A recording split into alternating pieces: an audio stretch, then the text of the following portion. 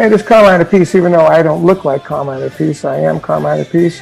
And you're listening to Tom and Zeus on the Shout It Out Loud cast. So keep listening, keep rocking.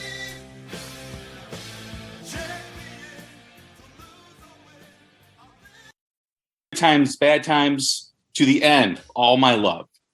Led Zeppelin has impacted fans across the globe, connecting with their music, connecting with their lyrics, and we are the Zeppelin Chronicles.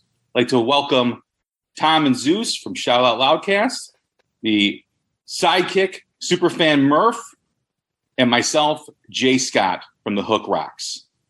Welcome to the Zeppelin Chronicles. All right, Jay, thank you for that intro. Welcome, everybody, to another exploration of a band that we all love, Led Zeppelin. We're excited to start this sidecast here. We are all huge fans of this band. As Jay said here, it's me and Zeus from Shout Out Loudcast, Murph, that you all know.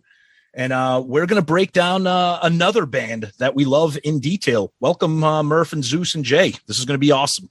Yes, looking forward to it, man. I know we've been talking about this for a while, and you know, I know we want to do it right, which is important to us and also the fans out there who listen, because you know, Zeppelin is so much different than anything we discuss on our podcast, because you know, the dedication of the fan is a different level than a lot of bands we talk about. And it's a different level for all of us, let's be honest, because they mean so much to us. And I know you guys talk about Kiss, and, you know, I talk about a plethora of new things, from new bands to commentary and whatever. But our home, at least my home, has always been Led Zeppelin. Whenever I go back to my favorite band, whenever I think of that moment when it just clicked, it went from Kiss to Zeppelin, you know, on a summer between my sophomore and junior year, which we'll get into. But yes, this is an important topic for a lot of music fans, and I'm just happy to be here talking about it with all you guys. So how did we get here? It's quite simple. Those that are listening have probably heard us on our album review crew episodes. So on our album review crew episodes, I'm like, it came to my turn. I said, I want to throw a curveball and pick Zeppelin 3, for instance. And then I'm like, wait a minute, but Tom probably wants Physical Graffiti. Yeah, but Zeppelin 2 is what, like, then I'm like, what are we doing here? And we talked about it, me and Tom, and we're like, let's do our own little sidecast of Zeppelin stuff. We're both huge fans, almost as big as Kiss. Now, if Zeppelin had continued like Kiss has continued, we may be bigger fans of Zeppelin than Kiss. But unfortunately, that's not the case. So we thought about it, and we're like, okay, well, we need to get the right people to make this work, because it can't be us laughing about fucking Robert Plant's codpiece like we do in Kiss, right? So first thing, Tom reminds me how big of a fan Murph is. And then I knew from my friendship with Jay that he's a big Zepp fanatic. And we've done some work in the past between us and the Hook Rocks. We have the Pantheon connection, and we all get along. So we're like, there it is.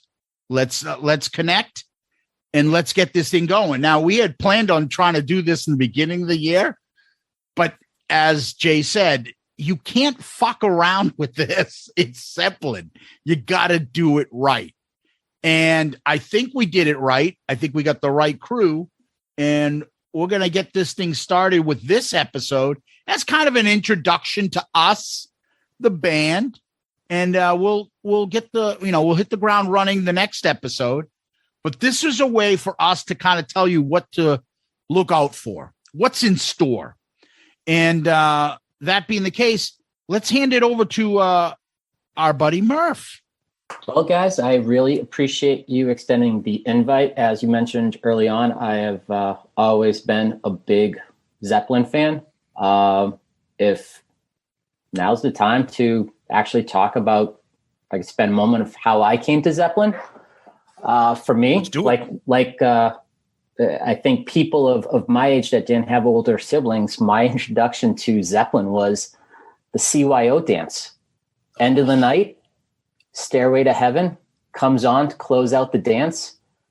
I'm scrambling around like musical chairs trying to find someone to dance with, and I'm being gently rejected because chances are they're waiting for Tommy to ask them to dance. And I'm like, Tommy's already out there on the dance floor. Oh, I'm just going to wait.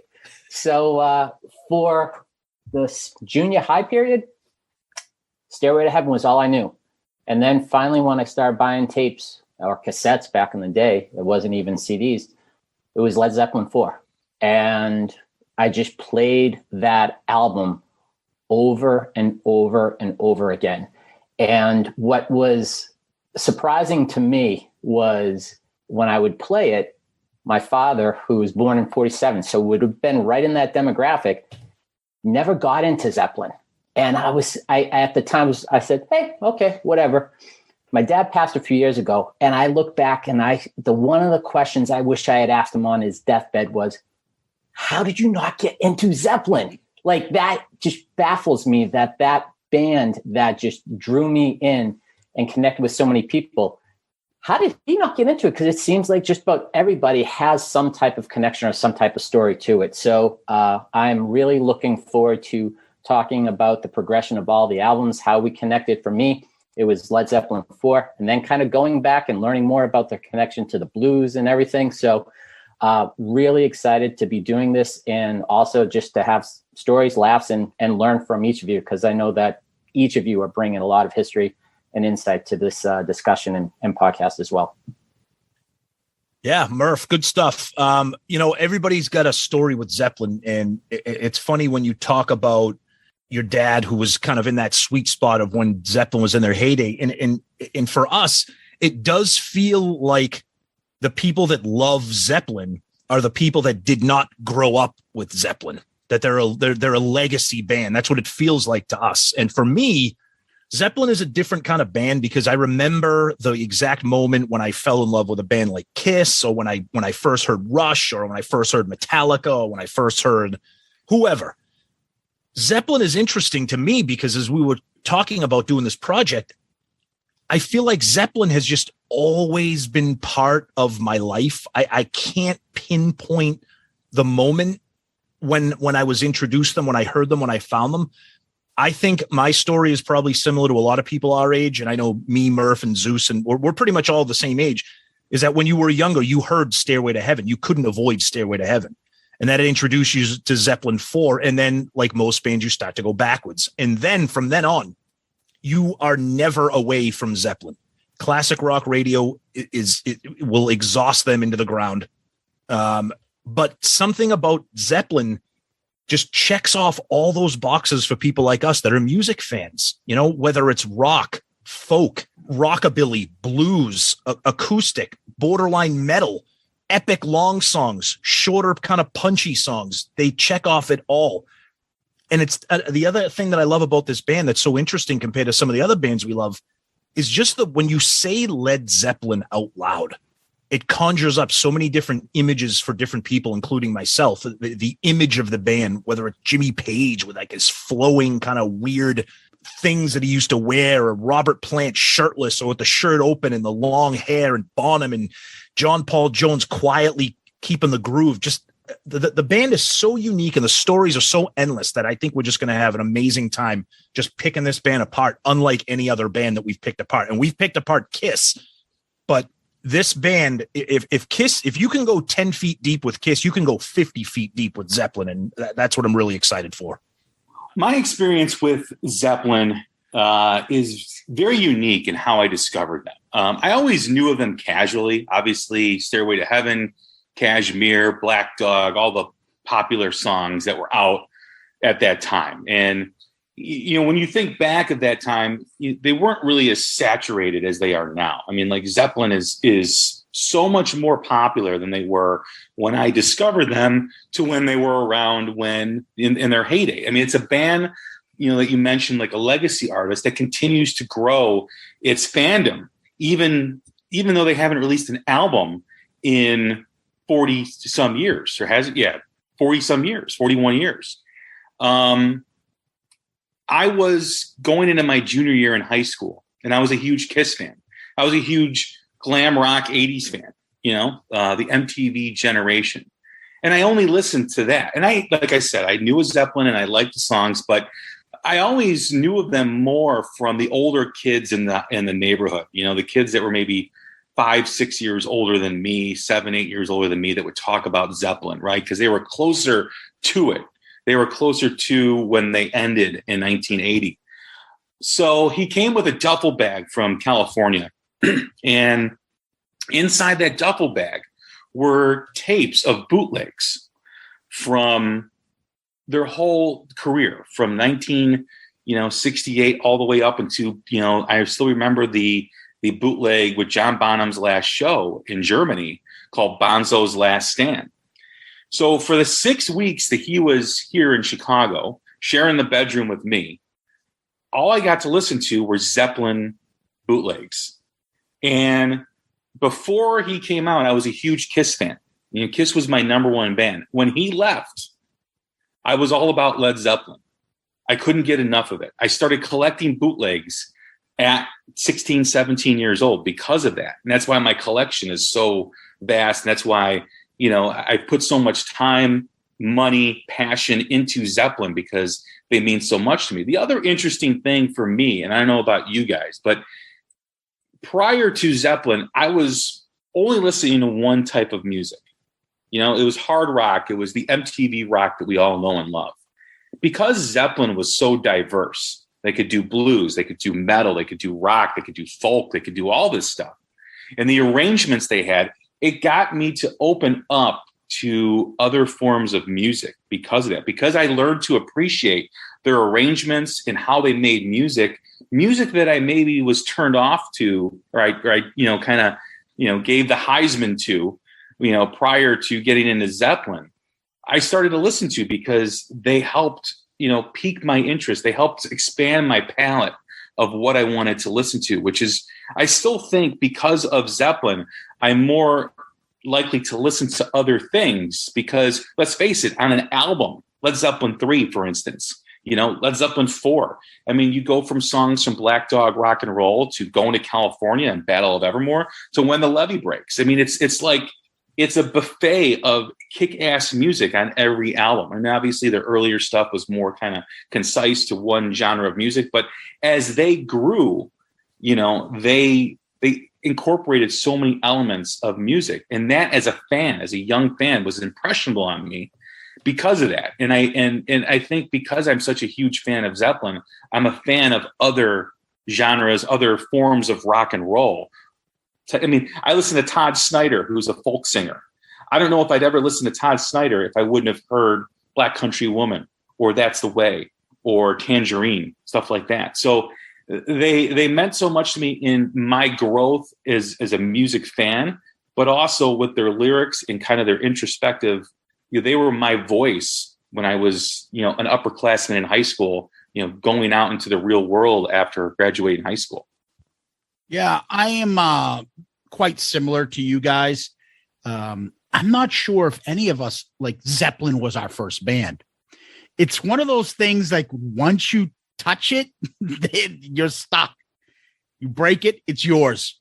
And you break that seal with Zeppelin, they don't leave you. I don't find anybody that listens or tries Zeppelin that's like, yeah, that's not for me. If you try it, you're hooked. You're a fan. You can't deny it. For me, I was, as we all know, we've talked about this, Kiss fan and all that. And somebody, and it's probably my crazy older cousin, Mike. I remember, like, Zeppelin, the folk about it, the stories about, that sold their soul to the devil and this music is scary. But I knew Zeppelin 4. I know Stairway to Heaven. Yeah, I know Black Dog. I know rock and roll. And like all you guys, I got that first. And I played the hits because that's what I was comfortable with. I'm like, yeah, well, I like these songs. The funny thing is, though, I didn't realize I would spend a lot of my summers growing up in Greece. So I bought those cassettes in Greece.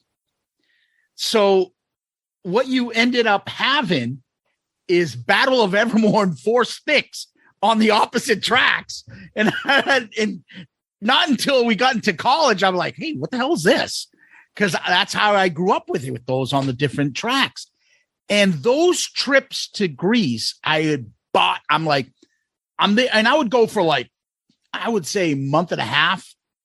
And I'm a young kid there. I'm with my mom, you know, visiting family that I don't really know. I'm like, I'm going to get into stuff. So I bought like every Zeppelin tape there was in Greece, and I played them nonstop. There is nothing like listening to Zeppelin 3 on a mountain with the breeze blowing, overlooking centuries of the ocean crashing against the waves on like remnants of castles and seeing things and listening to Zeppelin. Nothing will put you into any kind of, it's like a trance. I fell in love with them. So you're talking about junior high school. I bought Hammer of the Gods. I read it and I was like, oh my God, what is this shit? I didn't realize till later on how much of it is accurate, how much is not, whatever. But that was my start of Zeppelin. A couple things that I can tell you, stories that Zeppelin involved in my life. I remember, I don't know if this ever happened to you, but I can tell you for a fact that after watching Fast Time at Richmond High, which they say what do they say about Zeppelin? Play side 2 of Led Zeppelin 4. Then he gets in the car and what's playing? Cashmere. Exactly. Okay. I had sex the first time and I put on Zeppelin 4 side 2 in my basement. But did you hear Cashmere? No, because it's not on Zeppelin 4. No. What I heard was my mom coming in from the top and I had to kick her out through the basement door. So, Zeus, you're saying that your levee broke that day? Yes. Yeah. Well, my question is, were you alone, Zeus, or you were with somebody?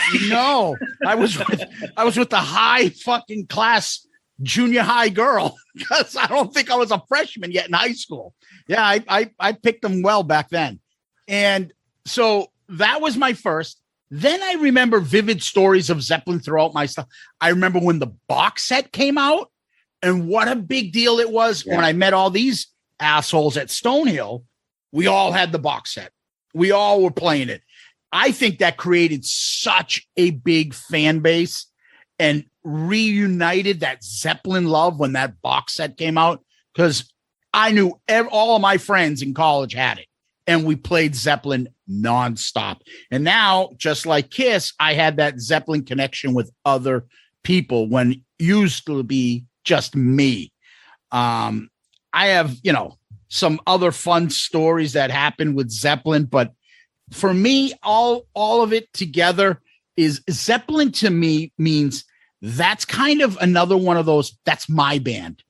So when you hear like Zeppelin being talked on a documentary or anything like that, you perk up, like that's my band. And then you start hearing all the accolades about Zeppelin and you're like, yeah, holy fuck.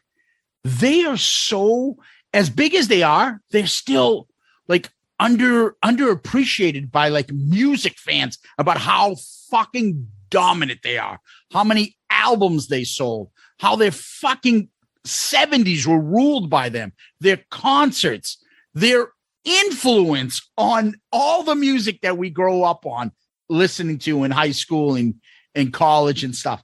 They are everywhere. And if you find that someone's a Zeppelin fan and Zeppelin is on there and they like them, you're like, yeah, that person gets it. Because there are many that are just turned off by it and things like that. And unfortunately, a lot of them are famous other like British musicians.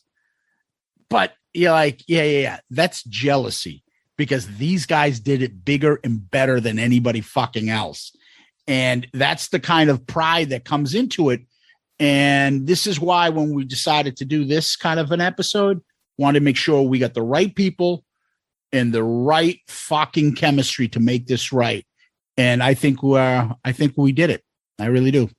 Yeah, Zeus, you bring up a good point talking about college. So for any first-time listeners out there that might not be familiar with Shout Out Loudcast or the album review crew, Murph and I have known each other since kindergarten, went to high school together, and we were 4-year college roommates. We met Zeus in college. We lived with him, near him for that entire 4 years. And Zeppelin, you said it. Zeppelin became that connective tissue between all of us. Now, we were in college right at the birth of grunge, so we were into all the grunge bands. But when you weren't listening to grunge or alternative, it was always Zeppelin. And I have very explicit memories of especially late night when the night is winding down and you're putting on that Zeppelin box set. Because in the 90s, what was better than a 5-disc CD changer that you would put on shuffle? Yes. Okay.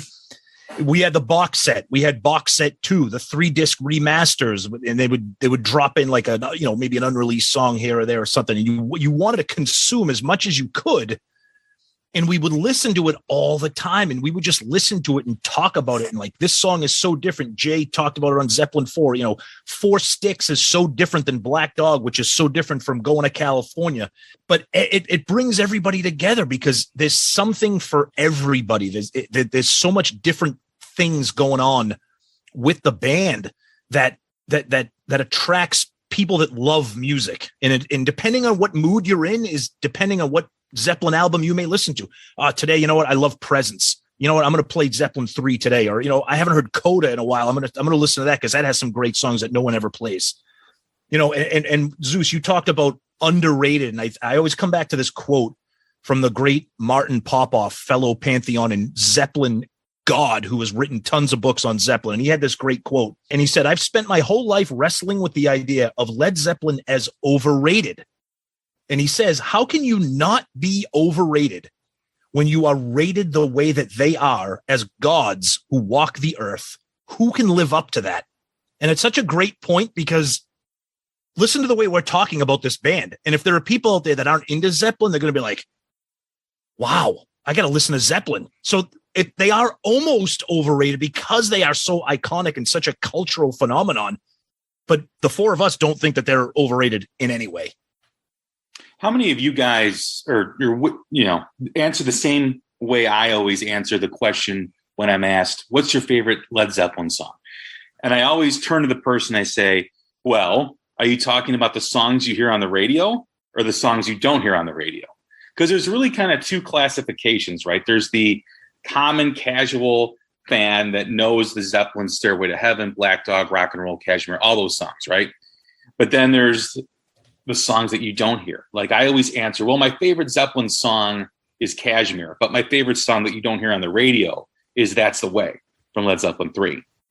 So it's such a in-depth, like you can never answer that question without, for me at least, without having that asterisk next to it, because you can't really define Zeppelin by one song. It's so difficult to do because, as we've talked, they're so diverse in their music from album to album and from song 1 to the last song. Even when you look at In Through the Outdoor, you've got Carousel and In the Evening, and you've got I'm Gonna Crawl, All My Love, and then you've got Southbound Suarez, and you've got Hot Dog, a rockabilly song, so they are gods. They are, to me, the most important rock band in the history of rock. You could say the Beatles, yes, everything came after the Beatles, and the Stones were very important. But in terms of bringing it to another level and bringing it to what we know today, there is no other band like Zeppelin that has influenced so many from cross generations, from country to metal to all that. Jay, one of the things you said about how you can just go early on about just going back and doing the deep dive, as I mentioned at the beginning, starting off with Zeppelin 4, my deep dive and in learning more about the band, you realize that their roots are tied to the earliest days of recorded music. You're going back to the blues. So you're going back to the Robert Johnson and, that rabbit hole, you can't get out of it. And, we're talking about them like they're a religion. It's like they go back to the earliest days of music. And then you see the influence. They've been gone for 40 years and there's no end to them. They're just going to keep going on and just bringing in new folks. And as you asked or mentioned about the favorite song, just how wide they range. I still remember the one Zeppelin song I threw on a mix from my wife when we were dating back in college was Hey, Hey, What Can I Do? I got it off the box set. I mean, it was just such a random song, but I was like, this one, just at that moment, at that point in my life, connected. Yeah, that wasn't on any of the albums. And it was the B-side to Immigrant Song. Yeah. Yep. Right. So, it is interesting of just how wide pop is. And one of the things that I think is going to be interesting, depending on where this podcast goes, is that you've got individuals like us that keep talking about them. And you have someone like Paige who keeps trying to go on with the memory. And you got someone like Robert Plant who's been trying to get away from that for the last 40 years, create his own identity over time. So just a lot of different elements to this band that I think is just going to make this podcast just very interesting from episode to episode. You think of Zeppelin and you think of their popularity in current times today, right? This is a band that started in 1968. Okay. The seeds were planted in 66 when Page joined the Yardbirds as a bass player. Okay. And they're getting more and more popular with each generation. I see it firsthand with my 16-year-old son. His favorite band, Led Zeppelin. They're Led Zeppelin and Van Halen. You cannot deny the fact that they are a force, even to this day, 40 years after they released their last album and 40 years after they played their last show. They're more popular than ever. And we can, we'll probably dive into this from time to time with, in different discussions and bring it up again. But when you think of how they are, the less is more, right? Well, if someone will say, well, how can you say less is more? Zeppelin's got these box sets and books and documentaries, but it's different. They're not in your face. Like, everywhere you turn, they put out like a table book or they put out, a box set. And it's like number one, it just feeds into that lore because they're not always in the press. Even when they were popular, they didn't do a lot of interviews. They wanted the fans to crave it, right? And they were successful in doing so because, when you don't give the fans who are big Zeppelin fans like we are, right? When you don't give them constant, items to buy or merchandise to buy, when you do come out with something, we're all there. We're like waiting for it, and that is a testament to them. And it's also a lesson for artists today that, if you want more than your 15 minutes, get the fan base to crave you. And I don't know if there's a better example of anyone else besides Led Zeppelin that has their fan base just waiting for stuff to drop. Maybe Rush is the Rush fan base is probably pretty similar to that, but it is the mystique of Zeppelin that really continues through generations. Yeah, everybody it's the same kind of feeling you have when you talk about Kiss. For us, what's your favorite album from Zeppelin this week? What's your favorite song today? It changes. Everybody gets in the mood. As Tom was saying, I'm in the mood to play Zeppelin 3. I'm in the mood to play friggin' Houses of the Holy. And there's always an album that's your album. You like to think that one's your favorite and only you know the secrets of how great this album is or the secrets of how great this song is. That's the exciting thing about Zeppelin. Then once in a while, you'll find somebody that agrees to you on this deep cut that you're like, holy shit, you get it. There's that connection with Zeppelin. And I think it's wonderful that there's, something like our kids can get into it. I was telling, I was thinking I took my kid to see the Eagles last night and in the car ride, she's like, what other bands are like this that I will like? I'm like, well, I don't know if they'll like this, but since you listen to Kiss with me, which you don't like, and you like the Eagles, I'm like, well, there's another band in the 70s. Once I get you into them, you won't stop. And that was me telling my 13-year-old about Zeppelin. And all of us have kids, and we're all bringing it to that next generation, and they'll bring it to that next generation.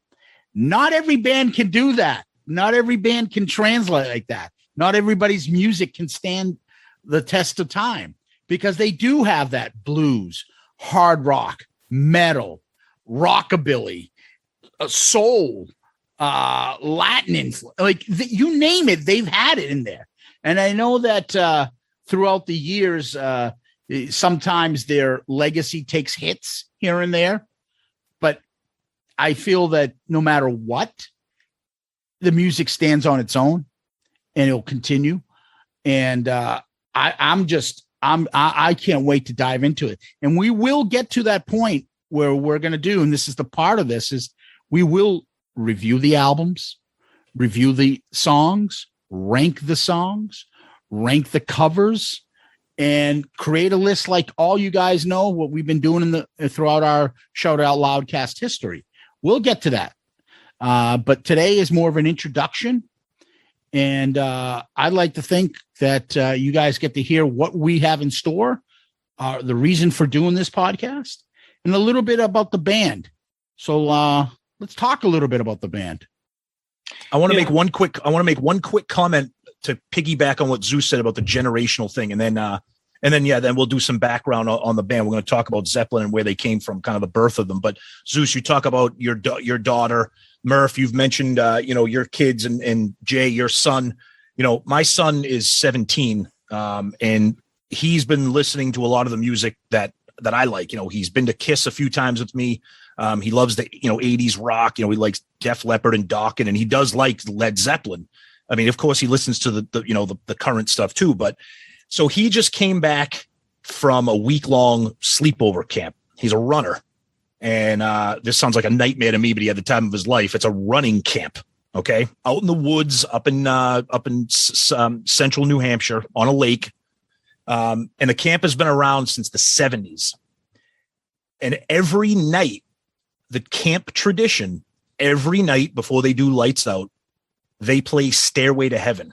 Whether you like the song or not, whether you like Zeppelin or not, it is a camp tradition since it began in the 70s. Every night before lights out, the entire camp plays Stairway to Heaven, and that is like their good night lullaby. And my son knows Zeppelin and he knows Stairway to Heaven, but he's never really taken the time to listen to the song because he's 17 and he has a short attention span and the song is long. By the end of the week, he came to me and he said, I need to add Zeppelin to my Spotify. I need this. I need more Zeppelin. And that's all it takes. Has there ever been a bigger gateway drug album than Zeppelin 4? I mean, we talked about It Was Us. Now it's my son. I'm sure, Jay, it's the same thing with you. And I just wanted to get that in just to talk about that legacy and that generational thing and how the band is so powerful. We talk about how music is so powerful, and just to connect those generations to a band that hasn't been active in 40 years, to me, is just a testament to just the magic of Zeppelin. When you think of the band, right, and how we're talking about the band versus their history, this may have never happened if it wasn't for Terry Reid suggesting Robert Plant to Jimmy Page. And as the story goes, Page left the Yardbirds and was thinking about starting a supergroup with John Entwistle and Keith Moon from The Who, and was considering singers Steve Winwood, who I believe was with Traffic at the time, or Blind Faith, one of the others, and then Steve Marriott, who was doing Humble Pie. And it wasn't really going to work. It wasn't, the timing wasn't right for the other guys in the band. And then he tried to form something with Moon and Jeff Beck, which was the results of Beck's Bolero, which caused a lot of controversy between Jeff Beck and Jimmy Page, because Beck thought that Page ripped off the riff with Beck's Bolero and the bridge with How Many More Times. But as Page kind of navigated through his career after leaving the quote unquote studio session kind of occupation that he was, and to start this group, he first hooked up with the bass player from the Yardbirds. I believe it was Chris Daya, who was going to help him form the new Yardbirds, and he left. He got John Paul Jones. John Paul Jones was the last member, but when he was thinking about vocalists, he contacted Terry Reid, who had built up a following in the UK. and was considered a great vocalist. And, when he approached him, Terry Reid recommended Robert Plant, who was this young singer, I believe from the Midlands, who was the singer of a band called Band of Joy. Now, I'm always one of those thinkers that always thinks about, well, what if? Well, what if that never happened? Would we have ever heard of John Bonham? Because Bonham and Robert Plant were best friends. And without Plant, Bonham is not in Led Zeppelin. And does Bonham ever do anything besides be a local, drum hero in the Midlands of England? Does he ever rise out of that? I mean, when you think of the chances of becoming big and becoming the gods they are, it's a very slim chance, right? It's a luck of the draw, and you have to be ready, right? I mean, luck and opportunity is what breeds success. But if Jimmy Page doesn't go out and check out Robert Plant at the nudging of Terry Reid, he doesn't know John Bonham. He doesn't know of who he is. And is Led Zeppelin what they are today? I mean, that's such a crazy thought and a crazy question, because Terry Reid basically changed the course of music by doing that. I mean, literally changed it, because I don't know if, Good Times, Bad Times ever happens without that pounding drum of John Bonham. I don't know if Communication Breakdown happens, with Robert Plant. I mean, think about the vocals of that first album. I'm reminded of Steve Perry's interview a couple of years ago when he came out with his latest solo record. He was asked what songs meant a lot to him. And he mentions Good Times, Bad Times. He's in the car and he hears this thundering drums, which before that, no one played like that. And he had to pull the car over because he didn't know what he was listening to. So when we talk about, as we get into their history and we talk about, where they came from and how they formed, that has to be like the first thought, that without Terry Reid denying Jimmy Page and saying he's not interested, changed the course of music forever. It's such an odd, a cool thing, but it is part of not just the history of Led Zeppelin, it's the history of rock music. Yeah, you talk about that, that butterfly effect, how one thing has a domino effect on the rest of history, whether it's, music or politics or art or whatever. And you're right. Steve Winwood and Steve Marriott, fantastic vocalists in their own right. Don't get me wrong. Maybe they could have been great. Steve Marriott is a little plantish, especially with Humble Pie. But you talk about that coming together of Bonham, arguably the greatest drummer of all time. Page, arguably the greatest guitar player of all time. Plant, arguably the greatest frontman of all time. John Paul Jones, arguably the most underrated bass player, keyboard player of all time, all in a band. That is a super group that came together by sheer luck, by sheer knowing this person who knew that person who recommended this person, and let's get together and let's do this. And we're going to just create a band and we're going to see what happens. I mean, Zeus and I, we talk about Kiss all the time, and, I'm going to be careful to not get into Kiss Zeppelin comparisons, but for people like us that love the band, all four of us love the band. But when you talk about how Paul and Gene were friends, but they still met, and then the magic of bringing in Ace, the magic of bringing in Peter, obviously that's the glory days of the band. But when you talk about Zeppelin, everything they recorded was just those four. They never had a replacement drummer. They never had a replacement bass player. Everything they did was the four of them. And if that isn't magic when it comes to music, then I don't know what is. And when you talk about that history and how after the Yardbirds, Page was like, no, I'm going to do this. I'm putting this group together. I'm putting this super group together. And holy shit, did he do that? One of the things that's always an interesting perspective of Zeppelin as they grew in their history, right? You had Robert Plant, who I believe was 19 when he joined Led Zeppelin, 19 or 20. And you had Page, who was a veteran, John Paul Jones, who was a veteran in the studios. I think Jimmy Page played rhythm on Can't Explain by The Who. I think that's probably the most well-known studio song that he did. I'm sure there's others, but in terms of rock lore with The Who, you got these veterans and you have these young cats, Bonham and Plant. It's the dynamic of the band was such that when you're 19 and 20 and you're young like that, you're still growing in music. Your taste in music are still evolving. And I think that was a huge thing with Zeppelin, a huge dynamic, because when you listen to their music, how they kept evolving, from the blues-based stuff on the first 4 albums, to incorporating, Middle Eastern arrangements into Houses of the Holy and Physical Graffiti and Presence. It's because of that dynamic. It's because of that, Plant, Bonham are young, Page and Jones are the old veterans. And it's like this perfect mesh of, the stable veteran, players and the young guys that are like, oh, let's try this, let's do this. And I think without that dynamic, again, because of Terry Reid turning it down, I don't know if that sound ever happens. I don't know if that is ever created. And I don't know if we're doing this podcast because of it.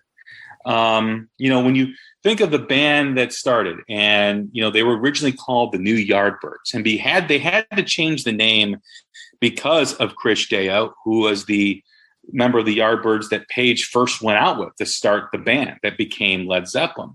He filed a cease and desist against Page that he couldn't use the name the New Yardbirds except on the first show, which I believe was in Denmark. After that, they had commitments for tours here after that show that they were able to fulfill, but it was called Led Zeppelin featuring Jimmy Page. And that in itself was different, right? It was still evolving. And, when the name came out, Led Zeppelin, which is because of the conversation he had with Keith Moon, this is going to go down like a Led Zeppelin, crash and burn like a Led Zeppelin. Therein starts the history of, from the first time they played together, playing Train Kept a Rollin', which was a Yardbird song, to what they became only a short time there later. I mean, we think about, 68 when they released their debut, and then Led Zeppelin 2. It was, I think, 1970. It was 2 years where they really, became the monsters they were with Stairway to Heaven. So a couple things I want to talk about, and that is, you're right, the dynamic of the young ones and the professionals. So both John Paul Jones, Jimmy Page have now become like the sought after session guys, played on a bunch of, like, too many to name, like, songs and albums. So you got these guys who of learning their craft as well. So they're not just becoming a session people. They're learning how to produce. They're learning about arrangements, songwriting, everything. And they're absorbing all this stuff. And then you got the two, like, kind of virtuoso prodigies. I don't know, untapped potential. And I remember hearing about Jimmy Page and seeing Plant and saying, like, there's got to be something wrong with him. He must have a bad attitude. How's this guy not made it? Doesn't make sense. And that luck of finding it and getting that connection. But there's one other aspect, and I feel like we're going to have this happen a little bit on this show. And there's another similarity of Kiss here, and that is, does Led Zeppelin make it without Peter Grant? Do they get as big without Peter Grant? Mm-hmm. So Peter Grant was attached to the Yardbirds at the time. And how do we get Zeppelin to get into, when we get to that first tour, we get into that first album and everything else? They were set up to kind of dominate. And, they lived up to that billing, but they were set up quite nice. And I think the brilliance of Peter Grant helped, and that combination made a big difference in this band taking off. I also like to think they also kind of had similar interests. Not many times you're going to find people that had both this affinity and love of the blues and American blues, and also early Elvis Presley stuff. We're talking about, Sun Records Elvis Presley stuff, Baby Let's Play House and all those other stuff that he was doing there, and all the artists around that time in Memphis. All this stuff, they have the same kind of love. One had a little bit more expertise and experience in the music industry. Other had untapped potential. Combine that with this brilliant manager, I feel like that is just exploded and gave us what we have now. And they filled those shoes. Don't get me wrong. They took those reins and went with it. But that combination is how we probably got to a point where we're doing a podcast on Led Zeppelin on a Sunday morning. And one of the things that was mentioned, I think Zeus, you just said a second ago, of where Page was wondering what the problem was with Plant, where he wasn't signed. Plant actually grew up in the same town or region as Winwood, and Winwood made it so big with traffic at 17. By the time he was already 19, 20, Plant thought that his window of opportunity had passed and that he wasn't going to make it. So, it just how things come to be where the paths crossed. But the fact that Plant thought that he wasn't going to make it and was discovered at 19, 20, where, looking at Page, it was 24, is just, he just needed that break. And, the timing of having, as you said, two virtuosos, prodigies, if you will, I don't think that's a stretch by any sense of the word. Zeus, you brought up a great point with the manager too. I had mentioned before we started recording that I had caught some random Zeppelin documentary, and again, just consuming Zeppelin is just what I do all the time. I'm sure a lot of us do. And as I'm watching, I'm like, there is probably not a more influential, important, effective manager for a legendary, iconic rock band than Bill Aucoin and Peter Grant. I mean, I'm sure somebody out there could say, oh, no, you forgot about this manager. Colonel Parker, Elvis, same thing. Okay, well, my three favorite artists, but go ahead. Okay. But it was funny because the one thing that was interesting comparing or looking at the differences of Aucoin and Peter Grant is Peter Grant was like a bouncer. He was regarded as an unbelievable asshole to everybody but his band. He protected that band. And because he was such a huge, massive man, he literally took no shit. Like he was going, and Bill Aucoin was the businessman that didn't need to use the force and the strength of somebody like Peter Grant. He used his savvy to do that, but both were effective. Both were important. And I don't think it's a coincidence that two of them went on to be the biggest, most influential. You can argue whether or not you like Kiss or like Zeppelin, but you can't deny their effectiveness and their legacy on rock music. And you're right. I picked up that same kind of vibe when you see Peter Grant. And I'll tell you, Peter Grant, later interviews of Peter Grant, the guy is still a pain in the ass, but he acknowledges it. And he knows that without him, there probably would not have been a Zeppelin for a long period of time, or maybe at all. He's in Song Remains the Same. He's got a major part of the movie. So exactly. That's supposed to show you. That's true. And I can't wait until we get to that movie as well.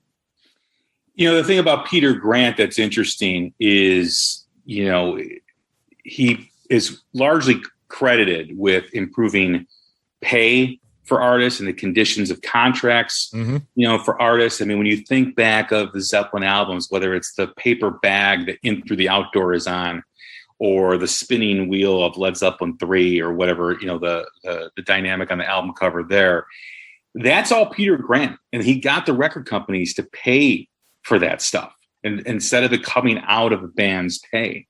That's a huge thing. And a lot of people feared him because of his stature, because of his confrontational approach, and because he had links to the criminal underworld too. There's always been rumors about that too as well, that, he was a guy that you didn't want to mess with. And what he said to you is what happened. So that's a very interesting thing, that Zeppelin had the backing of this guy, Peter Grant, that, is not just credited with the success of Zeppelin, but there's a lot of bands out there and a lot of artists that should be thanking him for the way contracts are structured, for the way promotions are structured. So, it's all wrapped up. It's like a perfect storm with Zeppelin. They got the right people in the band by chance, and then they got the right manager who, was also part of the Yardbirds management team that kind of left with Page to do when Page decided to do and pursue, starting a band. Yeah. One thing to add on that also was they got on the right label. Like Atlantic believed in them and pushed them. And I believe they became close with Armet, right? Yeah. That's why they played it as just tribute show. Yep. Yeah. So I think it's just, we are all lucky as fans that these things occurred. It's similar to, we've had this discussion about other artists. Does Jimmy Page make it? I'm sure he makes it. It's not Zeppelin. I think Robert Plant might have made it. I assume Bonham would have made it. And John Paul Jones could have had a decent career. Maybe he would have found a right band for himself. They all are that good that their talent would have been found. But it would be like something like 10, 15 years into their illustrious career. Someone would be like, hey, can we get these four together? Be like, no, why would he want to be in a band with this guy? He's too big to be in a band with this guy. Well, he's too big. But they all found each other in the beginning. And we got lucky. Would they have made it, Zeus, or would they have been known as one of those artists like, yeah, this guy was so unknown, but he was awesome. I think that way of like a Robert. Oh, Plant. I think so. I think Jimmy Page would have 100% made Page, it. Yes, because I think Plant would have made it because the era was still he's got that voice. He's got that charm. He's got the great looks. He's got that 70s, blonde mane, adultery kind of, look. Swagger. Yeah. Bonzo would have made it as well.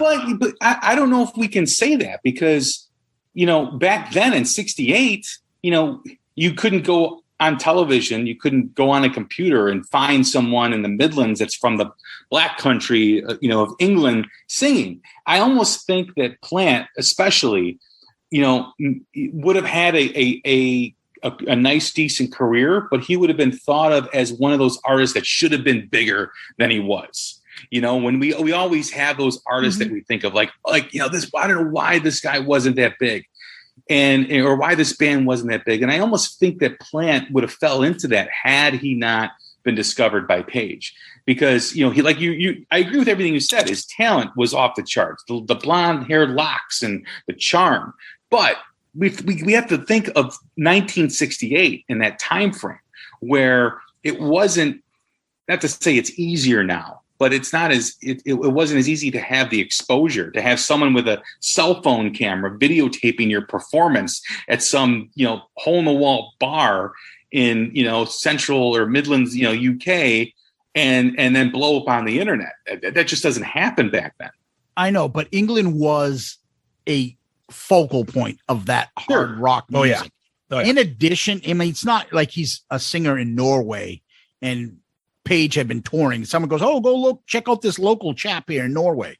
But the other aspect of it is too, he also has the songwriting chops, which I know he developed, and he developed it with Jimmy. Yep. But that was in him too. That was something that, he could actually pull off. Would he be as big? No, I don't think he'd be as big, but I think he would have a career.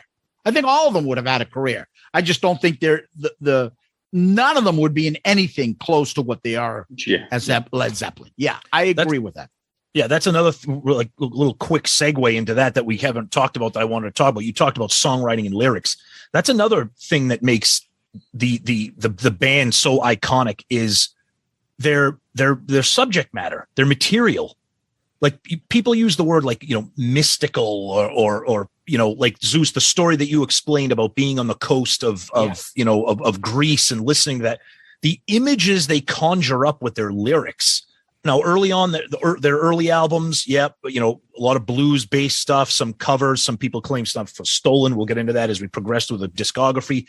But then, you get into some of those things on Zeppelin 3 and especially Zeppelin 4. I mean, Stairway to Heaven or, those songs. And no other band was really combining that type of music with that type of lyrics.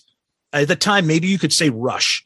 Rush was very progressive. They were talking about literary things and references about, different parts of the world and the universe. And, but Rush, as huge as they were, they were a little bit more compartmentalized than Zeppelin was. So people are listening to this band and hearing these lyrics and these subject matters and their song titles, the album covers, just everything that they put together was just, it made you want to learn more about the band. And when you heard these songs, like you listen to a song like No Quarter, I mean, my God, you might not like the song, but the song is undeniable. And again, that's why I can't wait until we start getting into the albums and getting into the music itself. Cause I mean, the history of the band, we could talk about forever, but as this introductory episode continues, that's kind of where we're at. It also needs to be stated too, that without John Paul Jones being the glue, being the backbone of the band with the arrangements and also kind of helping the band navigate as time progressed and Page, kind of fell to his demons later on, with the heroin addictions and the drug addictions. John Paul Jones was the guy that really wasn't into the partying, really wasn't into the, the what do they call it? The riot house in LA, Jones was, not that type of guy. And, to have that element in that band with all that craziness, that steady, that steady guy that you needed, to help bring them to songs like you said, Tom, No Quarter. I mean, that's a John Paul Jones, arrangement there, that in itself cannot be underestimated. When you think of the big three, Page, Bonham, Plant, that's great. We can talk all day about all three of those, but Jonesy was the one that really kept that band together and really pushed them into stretching themselves and becoming the band that they became later on. Yeah. The one thing I just want to add before I pass it on over to you. So the one thing I just want to say is the best way to describe him is he's like the Charlie Watts. That's what I was going to just say. Exactly. Yeah. Just with the recent passing of Charlie Watts, it just made me think of, there's always those, large influential bands that are just known to all. There's usually one unsung hero who is not the front man behind the scenes and that you always hear of, oh, they're the glue. And with Charlie Watts passing, you're just hearing that. And when I think of Zeppelin, John Paul Jones, he is just, the one that is either adding the, key, bass or tune behind the scenes, keeping it, gluing it together, doesn't need all the attention. But when you take a step back and look, he is just so intimately involved in, different songs or just the legacy of the band. And that is a great comparison, Zeus, with Watts. Yeah. The thing about him is that I always like to compare him to like a great utility player in baseball. You name the instrument, he'll play it and he can do it efficiently. So I don't know how many instruments he's played on Zeppelin's catalog, but there is a bunch and he's good at everything. And, unfortunately, because of the addictions and stuff and problems towards the end, he kind of took a little bit of the lead towards those last couple albums, whereas his influence really stands out. A little bit less guitar, more a little bit synth and keyboards and bass and stuff. And it's pretty evident, especially on In Through the Outdoor. But, as you get into the other albums, you'll see his influence. Every one of them, nobody was like a forgotten player or not prolific in their own instrument. Everybody had a role and everybody succeeded in that role. And it's just a testament to the greatness of this band. As we move from the beginnings of their history continues. Their young history continues with the shows that, they played first under the new Yardbirds and then, as Led Zeppelin featuring Jimmy Page, they started to do shows even before that first album came out. Which leads us to a segment that we're going to have on the show. And that segment is Jay's Bootleg Spotlight. Jay, tell us what this spotlight's all about. This spotlight's about a specific show, a specific bootleg during the journey of Led Zeppelin, as we chronicle their growth and their success and their albums. In each period, each chapter of Zeppelin, there's a bootleg that kind of stands out to me, being that I've been a collector for 30 years, and I've listened to a lot of bootlegs, and we can get into the sound quality and different types of recordings, soundboard and audience recordings. But basically, this is just to share with fans who are interested in that aspect of Zeppelin, because I don't know if maybe Pink Floyd is probably the only other band that really has a deep, enriched bootleg history, bootleg catalog, if you will. So this is just a spotlight what I feel, not necessarily the best show, not necessarily the best recording, but in my opinion, the definitive bootleg you should have in because of energy of the show, because of song selection, because of where they play, the history behind the show. And that's what we're really going to be talking about here.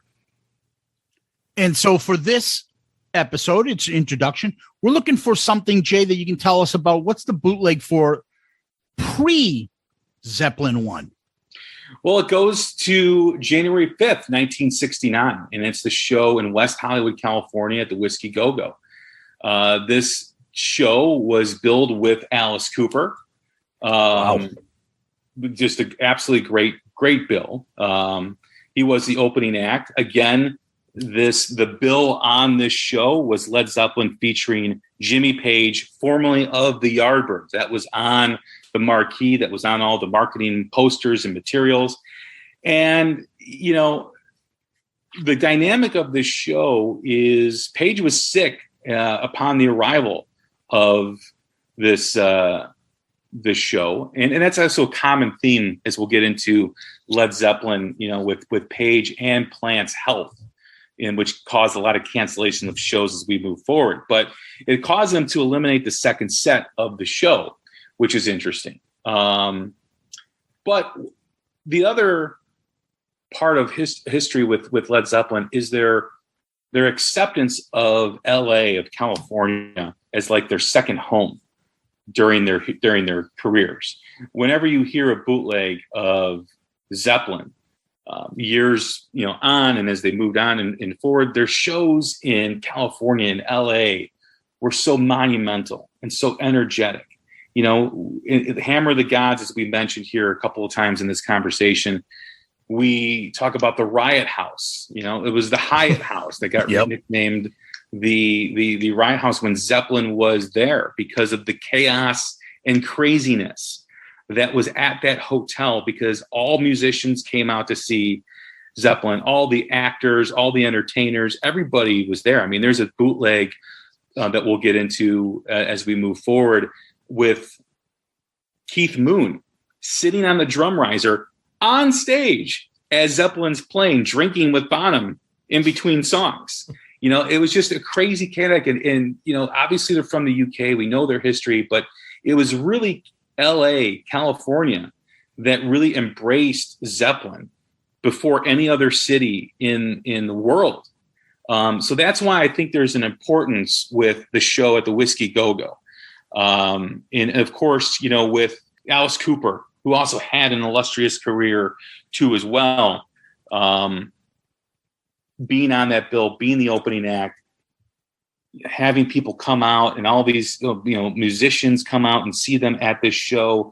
It really was, I know it wasn't their first show as the band, but it really was set the tone for their career. Is this accessible via like YouTube, or I know it's a bootleg, so obviously it's not on streaming. I know if you're a vinyl nerd, you can probably find it out there on eBay someplace where I would probably go get it. But is this accessible via? I know a lot of times you'll see videos or you'll have people release the audio like on YouTube. Is this something that we might be able to find somewhere if we wanted to? Or yeah, you can find it on YouTube. Okay. You can find it every once in a while. It'll pop up on eBay. Someone will be selling it. If you go to record conventions across the country or wherever you're at, typically there's always a couple guys selling bootlegs. And you can find it there. I mean, bootlegs are not like at your regular record store. You've got to know where to go. You've got to know people. There's websites that you can look up that specifically talk about the bootlegs, or bootlegs for Zeppelin and other bands. The discussion with Led Zeppelin is always going to be pages and pages of different bootlegs. But yeah, you can find it. That's also part of the pull of being a bootleg collector is you start to educate yourself on which ones you need to have in your collection. And then you go on a search looking for this stuff, and it'll pop up when you least expect it. I remember, I'll mention it briefly, but there's a bootleg that we're going to talk about eventually that is, I consider, the prime Zeppelin bootleg of all time. And I remember going to a record show in Chicago area with my son, who I think was 13 or 14 at the time. And we walked in the entrance, and usually, a little backstory, usually you want to listen to the bootleg before you buy it. Want to, usually they'll have like a little stereo where you can listen to, and just to make sure the quality is good and it's not, a fake or whatever. So I see the dealer, selling this bootleg, and I didn't even listen to it. I go, I'll take it right now. And he goes, "You don't want to listen to it?" I'm like, "No, I don't need to listen to it." So I know the quality of that bootleg. I've been searching for that bootleg for 10 years. I go, "I want it right now." It was the only copy he had. I didn't want to wait and have someone come up. "Well, I'll give you this for it. I'll give you that for it." I'm like, "No, I'll take it. Just wrap it up. Let's go. Here's the money. Give it to me." So when you get in that type of realm of collecting bootlegs, of collecting rare recordings, for instance, as we'll talk, there was just a release for the first time ever, a soundboard recording of When the Levee Breaks. And we'll talk about that as we move on with this. But it's stuff like that where, as a fan, I've never heard in 30 years a soundboard recording of When the Levee Breaks. And they only did that song less than a handful of times. So when that came out earlier this year, I mean, for me, it was like Christmas. It was like, oh my God, like I've been waiting to hear this stuff. So we'll get into it, and you guys will hear my passion for, bootlegs and what recordings. There's always going to be probably better recordings maybe, but usually when I bring up or want to talk about a bootleg, it's because of the history, the dynamic behind it. It's not just about the recording itself. It's also about the history, like the show in LA at Whiskey Go-Go with Alice Cooper, that was in a town that embraced them more so than any other American city, which they broke huge, in America, even before the UK, right? That's one thing about Zeppelin's history we have to, really get into. They were bigger in America before their home country in the UK. So, yeah, Jay, so I was going to ask you, is there different names for this concert? Certain types of as far as the bootleg buying it. Yeah, I mean, the one that's the main one is live at the Whiskey Go-Go. I mean, that's the one that I have it under. Basically what you want to do is yes, throughout our discussion, we will talk about bootlegs that have the same name. But always focus on the date of the show. Yeah, of course. The date of the show is January 5th, 1969. So whether it's called Live at the Whiskey Go-Go, whether it's called something else, the date is the most important, right? Because, that's the show. So if it's, Live at the Whiskey Go-Go, live on the Sunset Strip, whatever else it's called, some unique name that the guy who's putting it out picks it up, the date is what you want to focus on. So the last thing I'll ask you is any songs that people would be familiar with that are on this? That's an interesting too. And that's one of the reasons why I love this show, because, the history with what led up to the show, and the set list was all cover songs. And some of the songs covered, in this show ended up being on Led Zeppelin 1.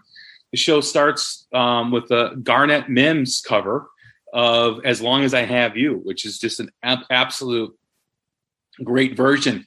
Goes into "I Can't Quit You, Baby," the Willie Dixon cover that appears on Led Zeppelin 1, the debut. "Train Kept a Rollin'," which was in their set for a couple of years. It's the Yardbirds. Well, it's a Tiny Bradshaw cover, but it was made famous by the Yardbirds.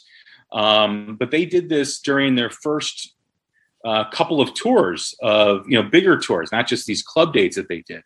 It's a shame that never appeared on an album by Zeppelin, because their live recordings of "Train Kept a Rollin'" were so phenomenal. And Bonham's drums, whenever he played this, and Plant's vocals and what they did with the song. I mean, there's probably like a couple recordings have like 7-8 minute versions of this song. So that was very interesting to have in that set list. "Babe, I'm Gonna Leave You," which Joan Baez cover, which was, Zeppelin made this song their own on Led Zeppelin 1. And there were some issues originally with, who they credited the writing of the song. I believe they didn't have Joan Baez in the beginning. Later, they actually had to add it in, which is, again, we'll get in discussions on that too. But "Babe, I'm Gonna Leave You" is a very recognizable song off Led Zeppelin 1. "Dazed and Confused," the Jake Holmes blues cover, which, again, Zeppelin made their own. "Babe, I'm Gonna Leave You," "Dazed and Confused" were basically, huge songs on that album that were taken from blues songs or folk songs in the Joan Baez, song with "Babe, I'm Gonna Leave You." They really kind of made them Zeppelin songs, if you will. And then "Killing Floor," the Howlin' Wolf song, which is a great version. And then they ended with, "For Your Love," which is another song by the Yardbirds that, the Yardbirds made popular. So it's a short set. It's 7 songs. But again, some of the bootlegs may be longer during that period, a couple of sets, but I just feel it's such an important show. The Whiskey Go-Go, Hollywood, California, Led Zeppelin, America. To me, it's the show. If you're into bootleg collecting, that's the one you need to have. So this is going to be interesting for me here, because I am in the middle of collecting bootlegs for Kiss and Metallica. My collection is growing, and I'm lucky enough to have a private vinyl shop near me. I'm in Southern New Hampshire right now, and this guy has an unbelievable supply of brand new, unopened, sealed, mint condition bootlegs. That's not all he has, but he specializes in that. You go to his Zeppelin section, tons and tons and tons of stuff. So by you doing this, it's just going to feed the frenzy for me to keep collecting. Yeah, exactly. It's going to be real bad, because now I'm on a mission to get this one that you're talking about. So yeah, it really is. I mean, are there better bootlegs? Are there more, if I'm going to a record store, like you mentioned, Tom, am I looking for other shows? Yes. But if I see this and I'm just starting my collection and I see the live at the Whiskey Go-Go, on January 5th, 1968, I'm like, you know what? I got to have this. This is an important show for Zeppelin's history. To me, even though there were shows before it, this is the beginning. This is where the buzz started, right? LA, California, the music industry, the heart of it, boom, right down the street from Capitol Records, right down the street from all the other record, companies. Zeppelin comes in, blows the doors off the place, and it just starts to steamroll after that. So, I don't think the shows they did before that had, are even discussed, right? When you talk about the first shows with Zeppelin, you go right to that Whiskey Go-Go show. Even though there was a handful of shows before that, that's the one that really, put the train on the track. Well, that's a good way to end the introduction. But before we go, we always like to give everybody a chance to tell them, where can we find you? Jay? Thanks, Zeus. I am the host of The Hook Rocks, the Ultimate Rock Community Podcast. You can like me on Facebook, follow me on Twitter. Lots of stuff happening on my end too. I know I say that a lot on a few of my episodes, but I'm kind of always kind of slow and kind of developing things. I like to be slow and steady than to be fast and loose. Which, by the way, was a Zeppelin publication called Fast and Loose, which also chronicled Zeppelin bootlegs. Kind of wanted to add that in. or no, I think it was Tight But Loose. But nevertheless, you can like me on Facebook, follow me on Twitter. You can catch all the old and new episodes of The Hook Rocks on any podcast platform that you listen to. We always, have some great guests. We just had Dee Snider on the show. We had Rick Allen short time ago from Def Leppard. We're always doing kind of three pillars: rock commentary, new music spotlights, and interviews with legacy artists. So I appreciate if you could stop by and listen to the Hook Rocks podcast and check us out. Tom? So we are Shouted Out Loudcast. If this is your first time hearing us, we are an all Kiss podcast that drops new episodes every Saturday. And we also have a monthly show called the Album Review Crew with myself, Zeus, and our friend Sonny, where we spend a very long period of time reviewing non-Kiss albums. And now we have this new show, the Zeppelin Chronicles, with our friends Murph and Jay. And you can find us on all the social media, Twitter, Facebook, Instagram. We have an email address at shoutedoutloudcast@gmail.com. You can use that email for all things that we're talking about, whether it's Zeppelin, Album Review Crew, Kiss, and our show and Jay's show. We're part of the great Pantheon podcast network of shows. And Murph, where can people find you? Not many places. I am not very active on social media. I would say that outside of Twitter, you're not going to find me in too many places. I have been able to acquire some followers of just being invited to join some of the Shouted Out Loudcast episodes. So I will anticipate that being part of this podcast, I'll get engaged a little more socially on the Twitter. But that's about it. I'm just a fan who loves music and loves Kiss, loves Zeppelin, all types of music. So, I listen to your podcast, Jay, I listen to yours. And, if anything is coming out, I'm going to listen, participate, engage, and just look forward to being part of future episodes. Hopefully I'm not getting the boot after this one. Hell no, never. Well, Tom, I always like to piggyback on what you say. Our email again, shoutedoutloudcast@gmail.com, shoutedoutloudcast@gmail.com. You can find all our merchandise, Shout Out Loudcast needs and things like that on clicktshop.com. Ed at Click T Shop has all our Shouted Out Loudcast merch, Album Review Crew, and there will be a Zeppelin Chronicles logo shirt that you can put on anything you'd like. That should be coming out shortly. So look for that at clicktshop.com. You can always find that stuff in the episode notes. We always have links to those places in our social medias. Where you can always DM us on Facebook, Instagram, and the Twitter, as Tom likes to say. You can also subscribe to us on our YouTube channel, and that's been growing, and it's a lot of fun over there. The comments are great, and we'd like to get some feedback on our YouTube channel for this Zepp Chronicles introduction. And don't forget to give us one of those 5-star child reviews on iTunes. That's a great big help to us. And hop on over to the Hook Rocks and give Jay one of those 5-star reviews. I'm sure he would appreciate it as well. And lastly, we'd like to mention our Patreon account. Patreon is where you can subscribe on the app or patreon.com, or again, in the episode notes, and become part of our Patreon family. There's perks there and things for you to get involved with. And we hope that you'll take a look and see if you like. If you do, please join. We'd love to have you. And we have a fun community there, and it's the family keeps growing. So we appreciate all that. And usually what we do on our episodes, we would leave you with famous last words, but we don't do that this week. This is our introduction. Look for it on the next one. And please keep an eye out. We will be notifying you when this first episode will be launched. Follow Jay at the Hook Rocks on his social media. Shout Out Loudcast on our social media. And we cannot wait to present it to you. Well, thanks again, guys, for this opportunity to discuss my favorite band, Led Zeppelin, on an early Sunday morning. I don't know if anything else could have got my ass out of bed than the chat with you fucks on Led Zeppelin.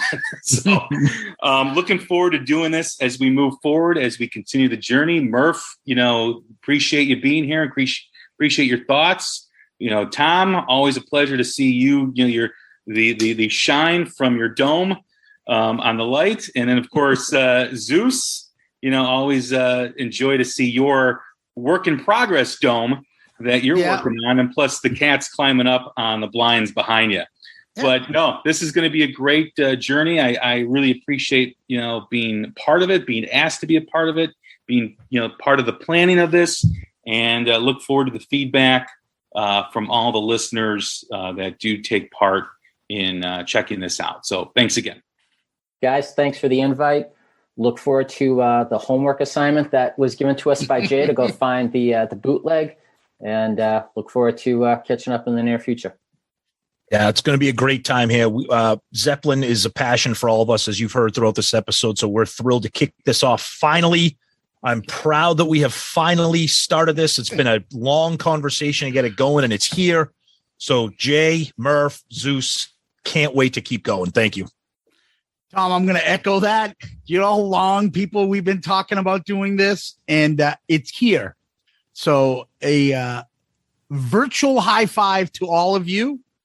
Thank you for all to all the listeners out there, Kiss Army, Loudcasters, Zepp fans, everybody. Peace out.